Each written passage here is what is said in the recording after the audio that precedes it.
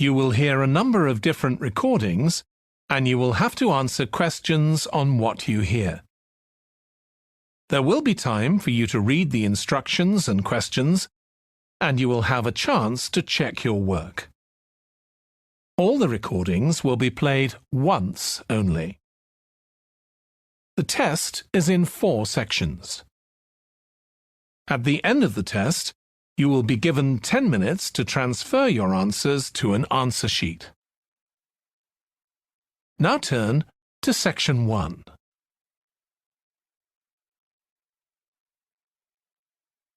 Section 1. You will hear a telephone conversation between a woman who wants to attend a cookery class and an official at a tourist information centre. First, you have some time to look at questions 1 to 6.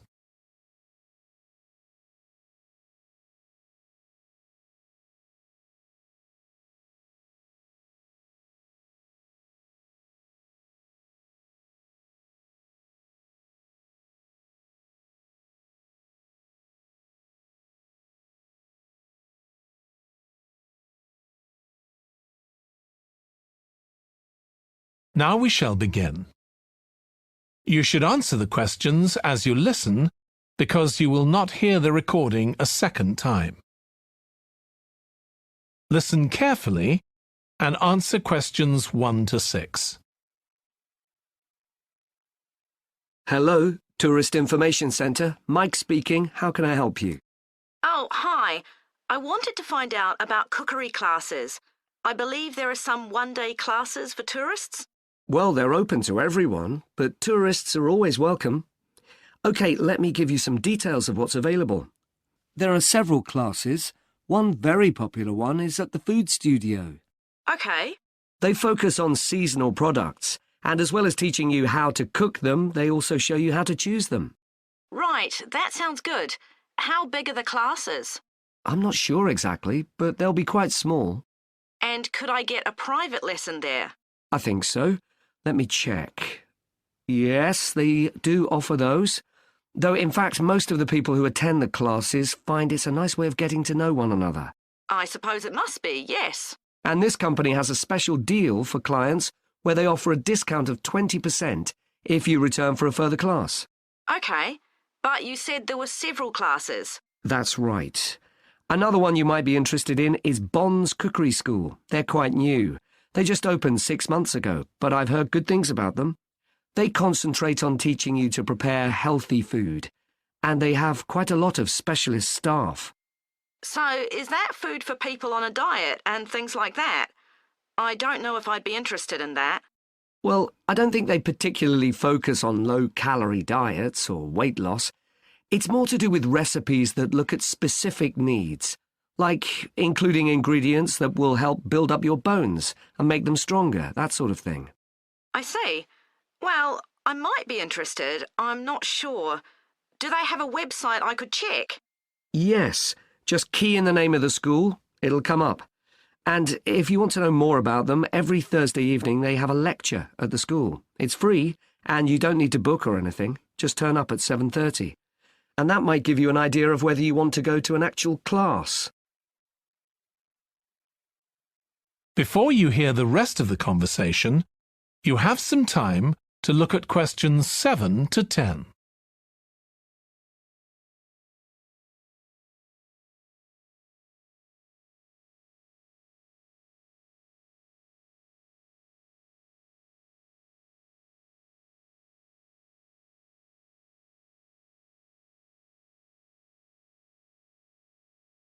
Now listen and answer questions 7 to 10. OK, there's one more place you might be interested in. That's got a rather strange name. It's called the Aretsa Centre. That's spelled A-R-R-E-T-S-A. OK. They've got a very good reputation. They do a bit of meat and fish cookery, but they mostly specialise in vegetarian dishes. Right. That's certainly an area I'd like to learn more about. I've got lots of friends who don't eat meat. In fact, I think I might have seen that school today. Is it just by the market? That's right. So they don't have any problem getting their ingredients. They're right next door. And they also offer a special 2-hour course in how to use a knife. They cover all the different skills, buying them, sharpening, chopping techniques.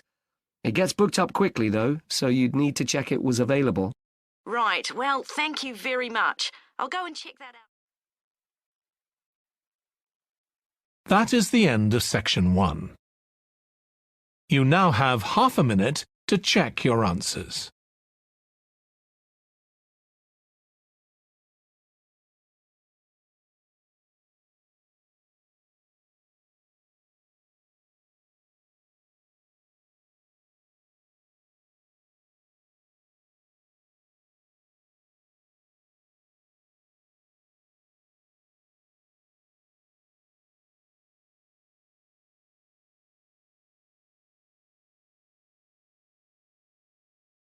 Now turn to section 2.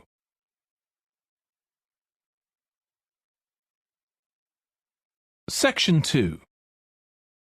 You will hear the chairman of the Highways Committee of Granford speaking to members of the public about proposed changes to traffic and parking in the area.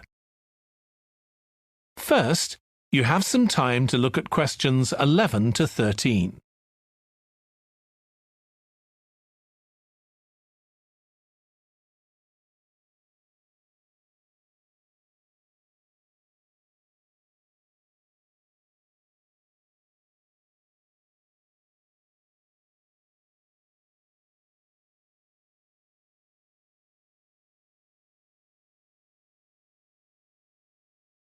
Now listen carefully and answer questions 11 to 13. Good evening, everyone. My name's Phil Sutton, and I'm chairman of the Highways Committee. We've called this meeting to inform members of the public about the new regulations for traffic and parking we're proposing for Granford. I'll start by summarising these changes before we open the meeting to questions. So, why do we need to make these changes to traffic systems in Granford? Well, we're very aware that traffic is becoming an increasing problem. It's been especially noticeable with the increase in heavy traffic while they've been building the new hospital. But it's the overall rise in the volume of traffic of all kinds that's concerning us. To date, there's not been any increase in traffic accidents, but that's not something we want to see happen, obviously. We recently carried out a survey of local residents, and their responses were interesting.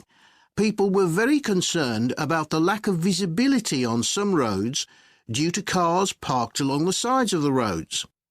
We'd expected complaints about the congestion near the school when parents are dropping off their children or picking them up. But this wasn't top of the list, and nor were noise and fumes from trucks and lorries, though they were mentioned by some people. We think these new traffic regulations would make a lot of difference, but we still have a long way to go. We've managed to keep our proposals within budget, so they can be covered by the council. But of course it's no good introducing new regulations if we don't have a way of making sure that everyone obeys them. And that's an area we're still working on with the help of representatives from the police force. Before you hear the rest of the talk, you have some time to look at questions 14 to 20.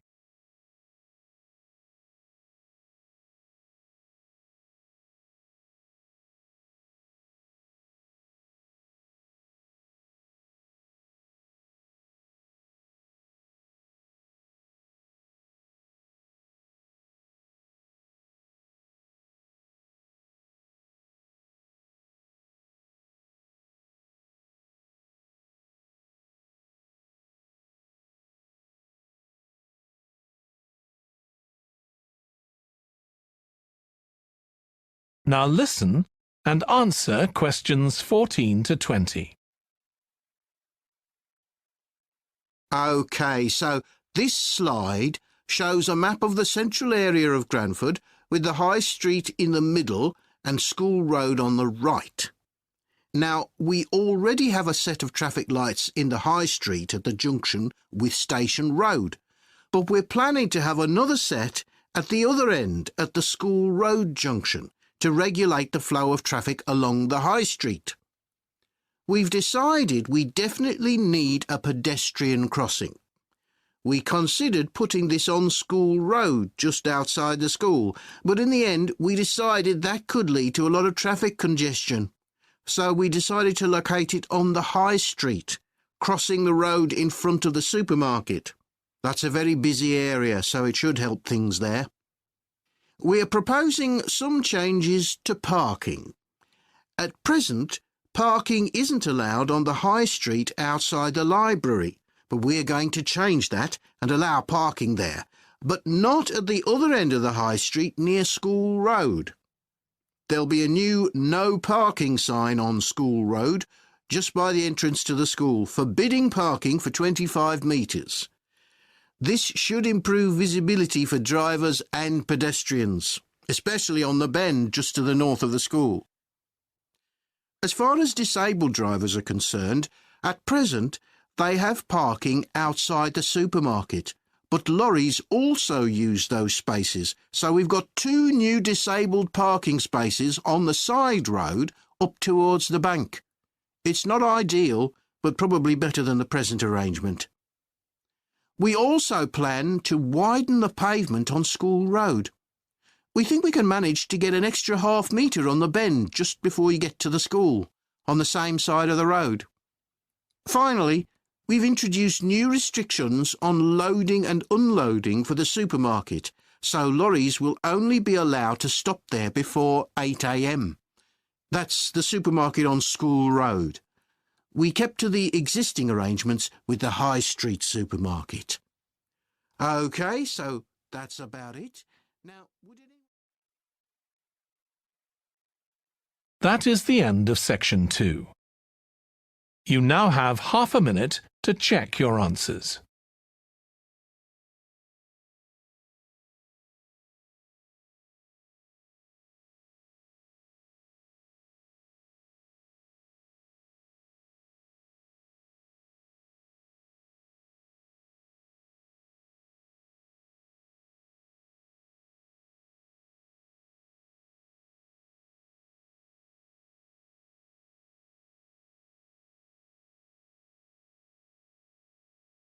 Now turn to section 3.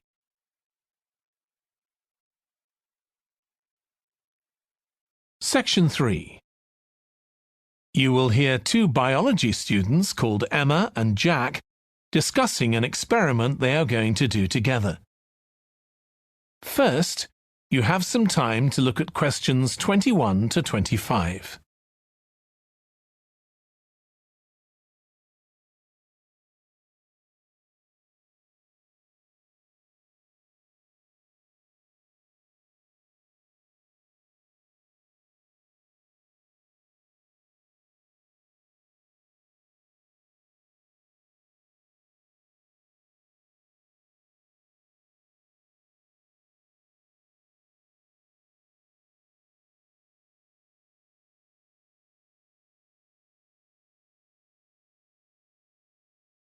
Now listen carefully and answer questions 21 to 25. We've got to choose a topic for our experiment, haven't we, Jack? Were you thinking of something to do with seeds? That's right. I thought we could look at seed germination, how a seed begins to grow. OK. Any particular reason? I know you're hoping to work in plant science eventually. Yeah, but practically everything we do is going to feed into that. No, there's an optional module on seed structure and function in the 3rd year that I might do. So I thought it might be useful for that. If I choose that option, I don't have to do a dissertation module. Good idea. Well, I thought for this experiment we could look at the relationship between seed size and the way the seeds are planted. So we could plant different sized seeds in different ways and see which grow best. OK.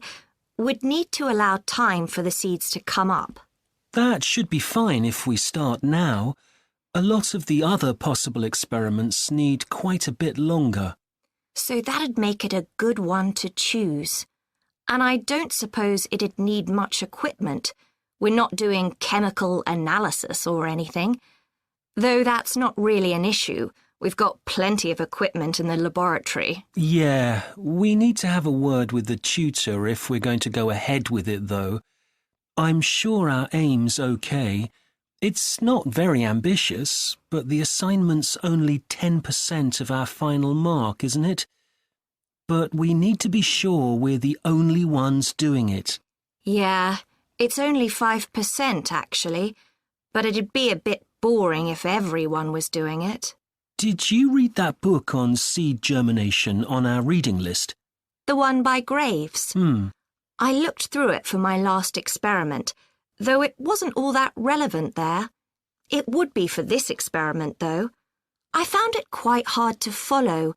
Lots about the theory, which I hadn't expected. Yes, I'd been hoping for something more practical. It does include references to the recent findings on genetically modified seeds, though. Yes, that was interesting. I read an article about seed germination by Lee Hall. About seeds that lie in the ground for ages and only germinate after a fire. That's the one. I knew a bit about it already, but not about this research. His analysis of figures comparing the times of the fires and the proportion of seeds that germinated was done in a lot of detail. Very impressive. Was that the article with the illustrations of early stages of plant development? They were very clear. I think those diagrams were in another article. Before you hear the rest of the discussion, you have some time to look at questions 26 to 30.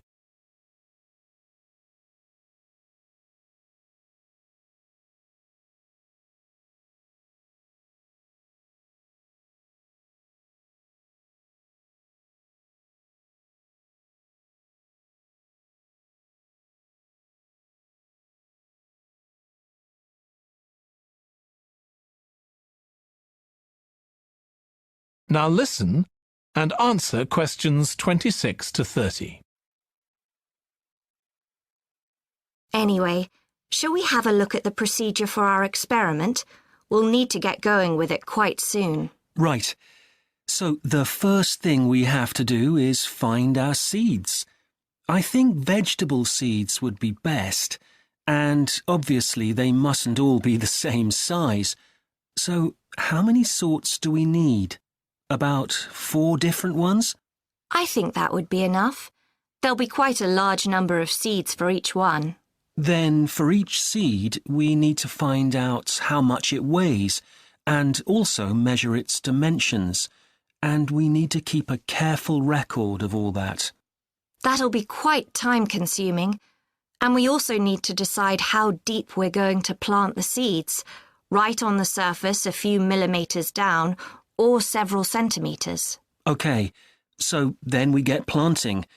Do you think we can plant several seeds together in the same plant pot? No, I think we need a different one for each seed. Right. And we'll need to label them. We can use different coloured labels. Then we wait for the seeds to germinate. I reckon that'll be about 3 weeks, depending on what the weather's like. Then we see if our plants have come up and write down how tall they've grown. Then all we have to do is look at our numbers and see if there's any relation between them. That's right. So then we get... That is the end of section 3. You now have half a minute to check your answers.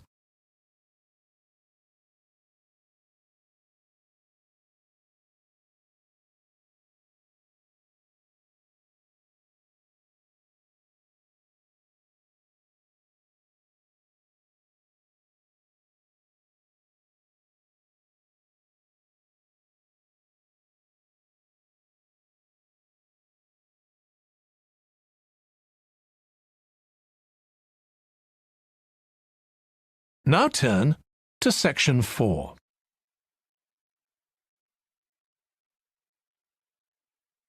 Section 4. You will hear part of a lecture on an environmental studies course about recent research on how animals are adapting to urban environments. First, you have some time to look at questions 31 to 40.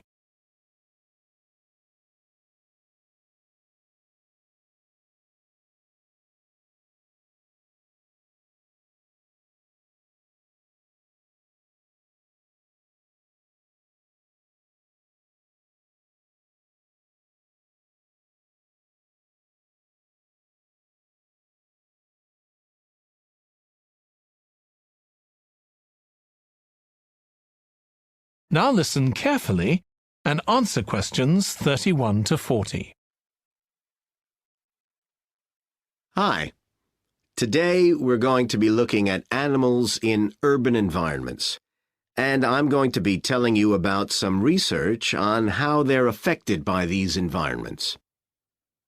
Now, in evolutionary terms, urban environments represent huge upheavals, the sorts of massive changes that usually happen over millions of years. And we used to think that only a few species could adapt to this new environment. One species which is well known as being highly adaptable is the crow, and there have been various studies about how they manage to learn new skills. Another successful species is the pigeon, because they're able to perch on ledges on the walls of city buildings, just like they once perched on cliffs by the sea. But, in fact, we're now finding that these early immigrants were just the start of a more general movement of animals into cities, and of adaptation by these animals to city life. And one thing that researchers are finding especially interesting is the speed with which they're doing this. We're not talking about gradual evolution here. These animals are changing fast. Let me tell you about some of the studies that have been carried out in this area. So, in the University of Minnesota, a biologist called Emily Snellrud and her colleagues looked at specimens of urbanized small mammals such as mice and gophers that had been collected in Minnesota and that are now kept in museums there. And she looked at specimens that had been collected over the last 100 years, which is a very short time in evolutionary terms. And she found that during that time, these small mammals had experienced a jump in brain size when compared to rural mammals. Now, we can't be sure this means they're more intelligent, but since the sizes of other parts of the body didn't change, it does suggest that something cognitive was going on. And Snellrud thinks that this change might reflect the cognitive demands of adjusting to city life, having to look in different places to find food, for example, and coping with a whole new set of dangers. Then over in Germany, at the Max Planck Institute, there's another biologist called Katharina Miranda, who's done some experiments with blackbirds living in urban and rural areas. And she's been looking not at their anatomy, but at their behavior. So, as you might expect, she's found that the urban blackbirds tend to be quite bold. They're prepared to face up to a lot of threats that would frighten away their country counterparts. But there's one type of situation that does seem to frighten the urban blackbirds, and that's anything new, anything they haven't experienced before. And if you think about it, that's quite sensible for a bird living in the city.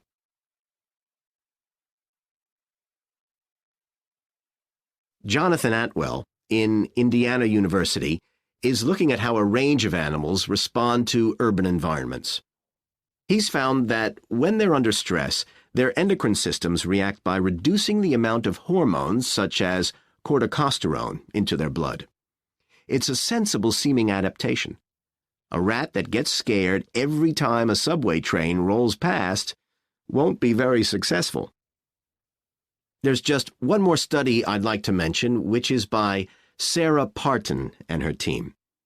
and they've been looking at how squirrels communicate in an urban environment, and they've found that a routine part of their communication is carried out by waving their tails.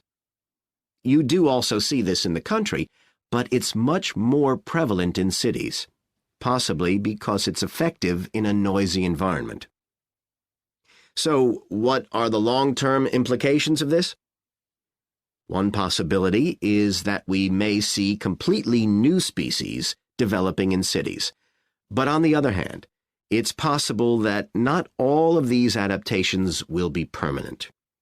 Once the animals got accustomed to its new environment, it may no longer need the features it's developed. So now we've had a look at adaptation. That is the end of section 4. You now have half a minute to check your answers.